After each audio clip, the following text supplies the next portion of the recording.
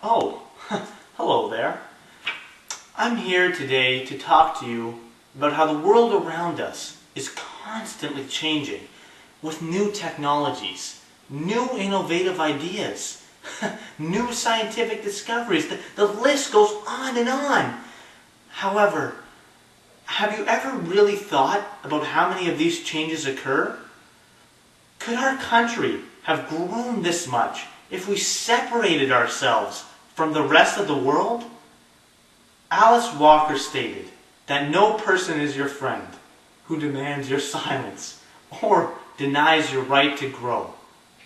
Those who believe that Canada won't actually be better off without trade from countries such as China are truly holding Canada back from reaching its true potential.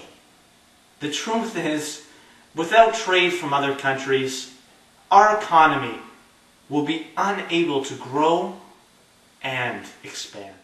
Good afternoon, folks.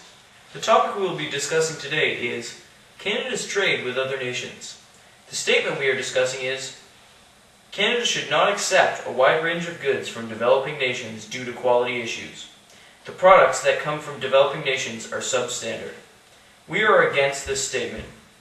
One of the significant features of the global business environment in recent decades has been the formation of networks involving partners in different countries, each providing complementary support services and technologies.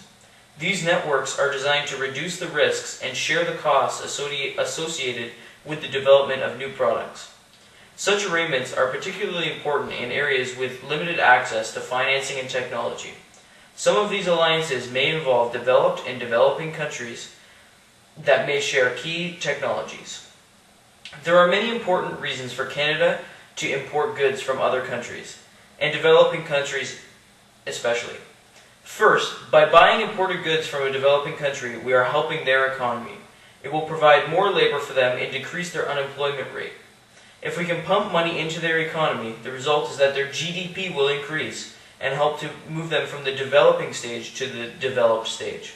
However, buying from these nations will not only increase their profitability, but ours as well.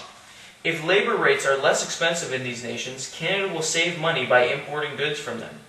So it not only benefits the developing nations economically, it benefits Canada as well. Our economy needs to grow, and if we don't trade, we cannot do this. Next, by importing less expensive products, we can distribute goods in our country to a wider range of people. If the only products that we have available in Canada were expensive and made in Canada, a lot of the population would not be able to afford to buy as much. Also, Canada cannot produce all the goods needed to provide the economy with everything for everyone's needs.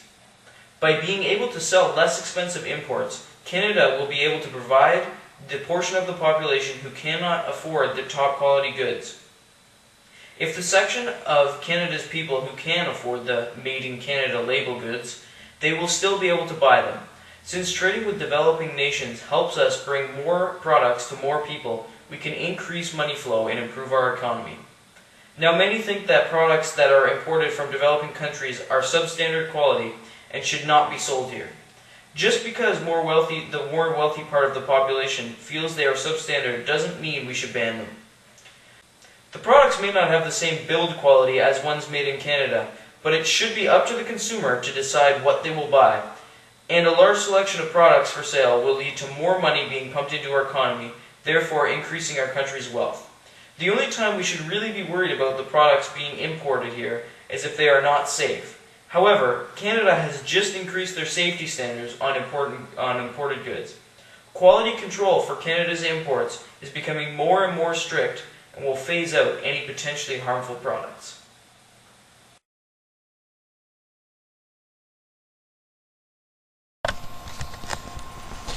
Okay, so as you can see, this graph here represents Canada's trade with China, and you can see that the imports over the years have risen almost exponentially. Now, I know what you're thinking. You're probably thinking, it's the year 2008. This graph only shows to 2004. But if you take a look at this graph as well, it goes up to 2006, and you can see that Canada's imports from China are still on the rise.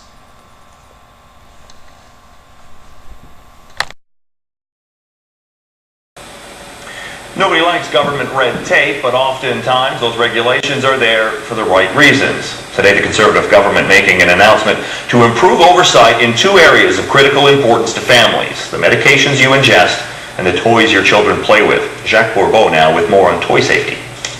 Today, the federal government took a long-awaited step to ensure that safety, introducing legislation that gives Ottawa the power to stop the sale of dangerous products, to order the recall of anything already on the market. It increases fines on companies that sell dangerous goods from the current $1 million to $5 million. There are a few, however, who care more about the almighty dollar than the safety of their customers. To these outfits I say, be warned, you will soon face severe punishment if you willfully expose Canadians to danger. It's a little more reactive than proactive, but it's definitely going to probably get some of the companies to think twice before they cut corners. The federal government is going to spend $113 million to increase inspections and testing, hoping to catch hazardous products before they hit store shelves.